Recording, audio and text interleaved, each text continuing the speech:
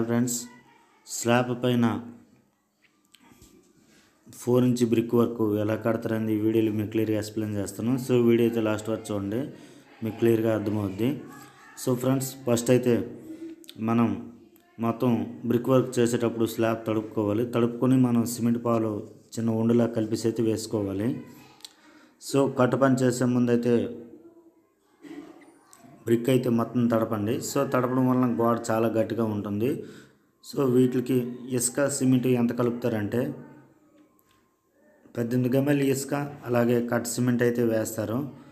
So కాబట్టి అయితే brick work చేసేటప్పుడు ఇలా చూసుకోండి. చిన్న చిన్న ఖాళీలు అంటే డిజైన్ అయితే సెంటర్స్ వేసి మార్క్ చేసుకోండి. సో డిజైన్ ఎలా కట్టాలో ముందే ప్లాన్ చేసుకోండి. సో ప్లాన్ మీద కట్టుకుంటే చాలా మంచిది. కాబట్టి మేమైతే ప్లానింగ్ మీద అయితే ఇది కడుతున్నాము. సో వెనక బ్యాక్ సైడ్ అనమాట, బ్యాక్ సైడ్ వీళ్ళకి ఎలివేషన్ కావాలన్నారు. సో బ్యాక్ సైడ్ అయితే ఇలా కడుతున్నాము. 4 ఇంచ్ బ్రిక్ వర్క్ చూడండి ఫ్రెండ్స్. చిన్న చిన్న ఖాళీల సైజు వచ్చి 10 x 10 సైజు, అంటే 10 ఖాళీ 10 దిమ్మ. సో అటువంటివి 3 ఖాళీలు అయితే పెట్టాము. 3 ఖాళీలు పెట్టిన తర్వాత మనం మొత్తం ఇలాగా సిమెంట్ పేర్చి ఒక రాడ్ బెల్ట్లా వేసుకొని సో వాటి మీద అయితే టాప్లో ఒక వరుస వేసాము. సో హైట్ వచ్చి 3 అడుగుల హైటు చూడండి ఫ్రెండ్స్. ఇలాగైతే మొత్తం కట్టాము. ఇది బ్యాక్ సైడ్ ఎలివేషన్ అనమాట. సో బ్యాక్ సైడ్ ఎలివేషన్ వచ్చి సింపుల్లో అయితే ఇలా కడుతున్నాము. చూడండి ఫ్రెండ్స్, ఖాళీల సైజు వచ్చి 10 x 10 సైజు. అలాగే చూడండి ఫ్రెండ్స్, స్లాబ్ పైన అయితే ఇలా మనం 3 అడుగులు అయితే కడుతున్నాము. చూడండి ఫ్రెండ్స్, మొత్తం బిల్డింగ్ ఏరియా వచ్చి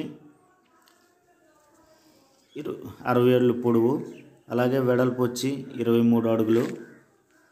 సో ఇలాగైతే ఎలివేషన్ అయితే చేస్తున్నాం మొత్తం. చూడండి ఫ్రెండ్స్, సో సిమెంట్ పాలు ఎలా కలపాలని చెప్పాను కదా ఫ్రెండ్స్. 18 గమ్మెల ఇసుక అలాగే కట్ సిమెంట్ అయితే వేయండి. సో 4 ఇంచుల బ్రిక్ వర్క్ చేసేటప్పుడు మాత్రం అలా సరిపోతుంది. గమ్మెల సైజుని బట్టి అయితే చూసుకోండి. మా సైడ్ అయితే చిన్న గమ్మెలు కాబట్టి 18 గమ్మెల ఇసుక అలాగే కట్ సిమెంట్ అయితే వేసాము. చూడండి ఫ్రెండ్స్, బ్రిక్ వర్క్ అయితే మొత్తం ఇలా చేసుకోండి. కట్టే ముందు అయితే బ్రిక్ అయితే మొత్తం తడపండి.